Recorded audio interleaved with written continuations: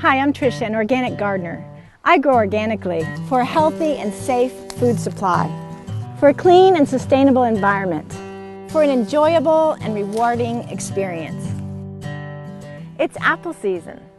Apple cider is a great fall and winter treat. Today we're going to be making some home-blended sweet apple cider. To make cider, you'll need a crusher, a press, some cheesecloth, a 5-gallon bucket, and some containers to put your cider in. These half-gallon canning jars work great. Your utensils should be made of glass, plastic, stainless steel, or unchipped enamel. Other types of metals can react with the acid in the fruit. Making cider is a great way to utilize some of your blemished apples. And a bushel, which is about 45 pounds, will yield roughly 3 gallons of apple cider. One of the fun things about making your own cider is blending it to your own taste. Apples are not like grapes. A single variety usually doesn't taste as good as if you blend different varieties together. Different apples have different flavor profiles, often described as sweet, sharp, and bittersweet or bitter-sharp.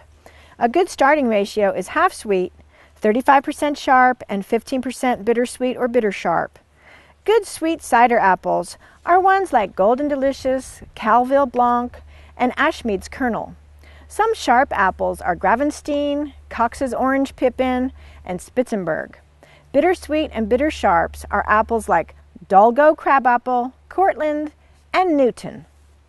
The most important thing is to use a blend of both sweet apples and tart apples. Don't use all of one or all of the other. It's a good idea to keep track of what varieties you've blended in what ratios. And then you can keep adjusting until your recipe is perfect. I'm using 3 pounds of Foxwhelp and 3 pounds of Porter's Perfection, which are the bitter sharp. And I'm using 2 pounds of Winter Banana, 9 pounds of Granny Smith, which are the sharp. And then 12 pounds of Wixon and 16 pounds of Red Delicious are the sweet apples. Most of these apples are rare heirloom varieties grown right here in Nevada County by Winter Creek Antique Apples. Use only ripe apples. Avoid immature apples or apples that have been on the ground for more than a day. To check if an apple is ripe, all you have to do is twist it clockwise, and if it comes off readily, it's ripe.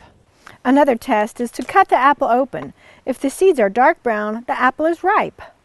Sweat your apples for better flavor and easier juicing by putting them in a clean, dry environment for about a week or so. If the apple yields slightly to a firm squeeze, it's ready. Thoroughly clean your utensils, crusher, and press with hot soapy water. And wash your apples. Quarter the apples and cut out any bruises or blemishes. If you wouldn't eat it, it shouldn't go into your cider. And don't use rotting or decayed apples either. Run your apples through a crusher. The crushed apples are called pomace. Line the tub of your press with cheesecloth. This will filter out any seeds or stems or skin, but it will allow the little particles of pectin and other flavorful elements to stay in with the juice.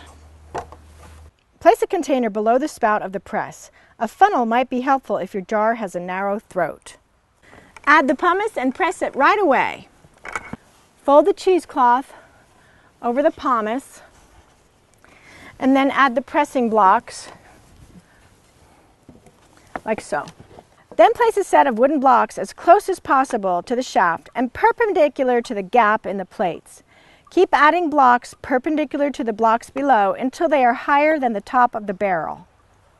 Put on the ratchet assembly and rotate clockwise to lower it until it touches the blocks. You want the lever mechanism to be on your right. Place a ratchet insert into the slot. The pointed end of the ratchet insert should be down and to the left. Rotate the assembly until the lever mechanism is to your left. Place another ratchet insert into the remaining slot.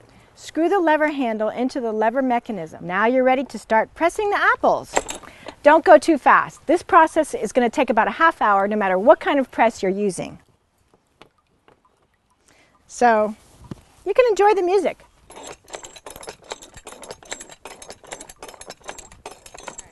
When the ratchet assembly reaches the top of the barrel, raise the assembly and add more blocks.